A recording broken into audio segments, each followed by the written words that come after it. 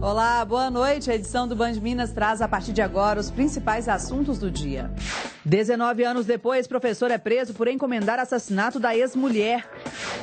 Tragédia na rodovia. Vítimas de atropelamento, mãe e filha são sepultadas juntas.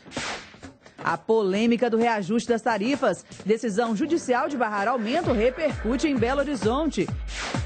E também decisão à la carte. Final do MasterChef inspira grupo de amigos da capital. E você confere a partir de agora.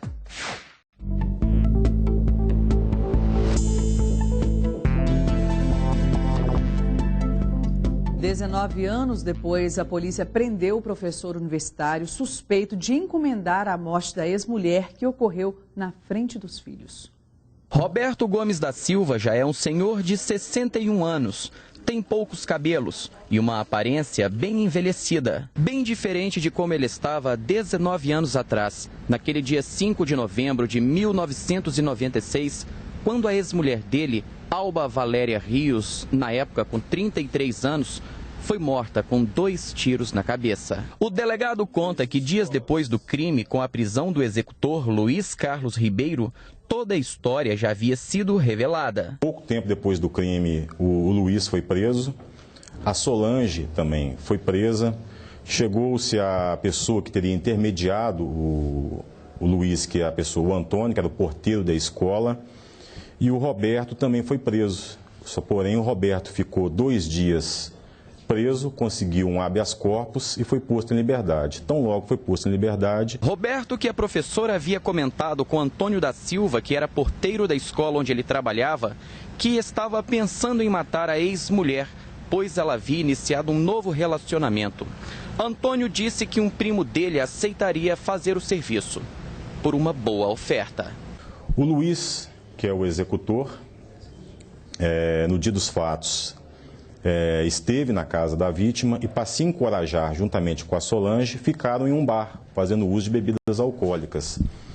De certa feita, ele viu que a vítima estava em casa, tocou a campainha sob pretexto que precisava fazer um blazer, pois a vítima era costureira e tinha um ateliê. A vítima disse que não confeccionava blazer, então ele disse: faça uma saia para minha companheira. A vítima então abriu a porta e, quando foi se abaixar para pegar uma fita métrica, o Luiz encostou a arma na cabeça da vítima e efetuou um disparo de arma de fogo. A vítima caiu e o Luiz deu o tiro de misericórdia. Isso na presença da filha da vítima, de 4 anos à época, e de um filho de 13 anos. Denúncia anônima com riqueza de detalhes levou a Polícia Mineira à cidade de Teixeira de Freitas, no sul da Bahia. Foi para lá que Roberto fugiu em 1996, após conseguir um habeas corpus. Lá ele mantinha uma vida normal. Casou de novo, teve 4 filhos e dava aulas de física e química numa universidade. Porque o delegado da época considerava como se eu fosse uma pessoa extremamente perigosa. E eu teria que provar que eu não sou uma pessoa perigosa para a sociedade. Mas o senhor provou ir para a Bahia? Exatamente, trabalhando e sendo honesto, durante os 16 para 17 anos que eu fiquei foragido, eu demonstrei que eu sou uma pessoa íntegra. Luiz Carlos Ribeiro, o executor, continua foragido.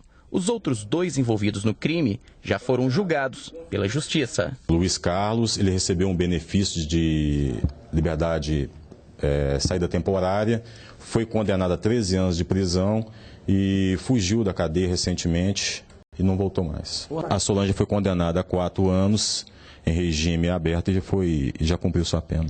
Você se arrepende de ter mandado matá-la? Eu jamais mandei matá-la, por isso que eu não posso fazer esse arrependimento. Foram sepultados nesta tarde os corpos de mãe e filha que foram atropeladas na BR-040 em Ribeirão das Neves. Familiares e amigos estavam abalados com a morte de Dalila Nepomuceno Barbosa, de 37 anos, e da filha dela, Yasmin Nepomuceno, de 7 anos. Carlos era vizinho da família. Uma pessoa que sempre deu um caráter exemplar, uma família exemplar. Ainda em estado de choque, Aldinísio jogou pétalas de rosa sobre os caixões da esposa e da filha caçula, que foram enterradas juntas. Agora está bem, né? Está com Jesus, né? Cada um de nós que está aqui, né? Pode sempre fazer uma reflexão, né? das nossas vidas, né? Dalila e Yasmin foram atropeladas por um carro no quilômetro 507 da BR-040 no sentido Sete Lagoas. As vítimas moravam no bairro Jardim das Acácias e estavam a caminho do posto de saúde do bairro Veneza, que fica do outro lado da rodovia. Mãe e filha estavam de bicicleta. As duas aguardavam aqui no acostamento a oportunidade para atravessar a rodovia quando foram atingidas pelo carro que chegou a sair da pista. O filho mais velho de Dalila, que tem 9 anos, também estava no local. Felizmente, o menino não foi atropelado. O motorista suspeito do atropelamento foi preso em flagrante. Flaviano de Matos Figueiredo, de 53 anos, foi autuado por homicídio culposo, quando não há intenção de matar. Ele está preso na delegacia de Ribeirão das Neves. Eu espero a justiça, porque esse cara tem que pagar pelo que ele fez. Para criança de 7 anos, começando a viver agora, como essa criança vai, como que o outro menino que ficou vai viver? Destruiu a família inteira praticamente. Vai. Durante o velório, surgiu a informação de que a BR-040 será fechada nesta quarta-feira por moradores da região do bairro Veneza. O protesto é para reivindicar a construção de uma passarela. Para atravessar a BR, para a escola e tudo, é muito perigoso, perdendo muitos amigos ali na estrada. Perdi um colega, uma irmã.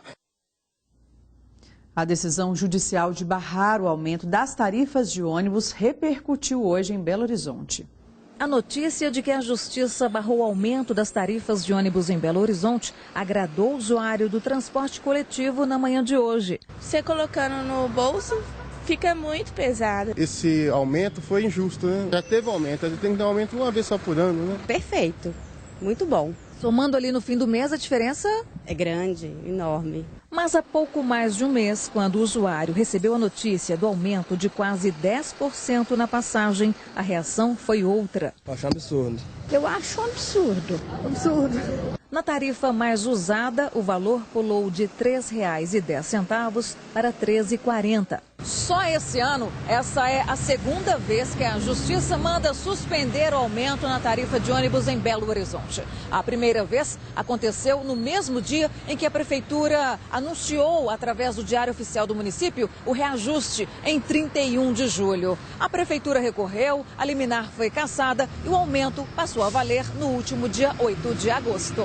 O pedido foi da Defensoria Pública de Minas e o Tribunal de Justiça do Estado acatou. Há realmente a necessidade de aumento ou não há essa necessidade de aumento? A gente questiona todo o procedimento administrativo adotado pelo município e pela BH Trans. Não houve uma transparência necessária e espontânea pelo município. A BH Trans chegou a atribuir o reajuste à crise financeira. A demanda efetivamente pagante caiu e isto provocou uma redução de cerca de 6% na receita tarifária, que é a receita que cobre os custos do sistema, custos esses que também cresceram nesta espiral inflacionária que o país vive nos últimos tempos. Houve protesto de grupos contrários ao reajuste. No dia 13 de agosto, integrantes dos movimentos Passe Livre e Tarifa Zero se reuniram na Praça 7, no centro da capital, e depois seguiram para a prefeitura. No meio do caminho, durante negociação com a Polícia Militar para a liberação da pista, houve confusão. Do alto de um prédio, um morador registrou a cena.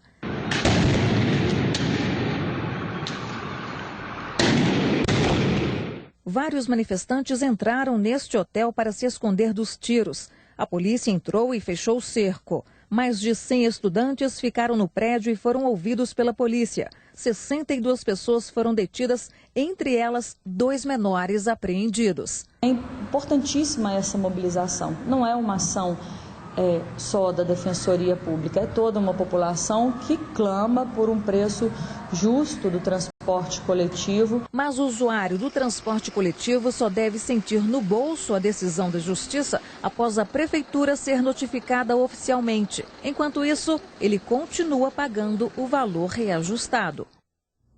Até o momento, a Prefeitura não foi intimada da decisão. Veja ainda hoje a expectativa em BH para a grande final do MasterChef e depois do intervalo a previsão do comércio para o Natal. É daqui a pouquinho, agora são 6h59, eu volto já já. Jornal Band Minas, oferecimento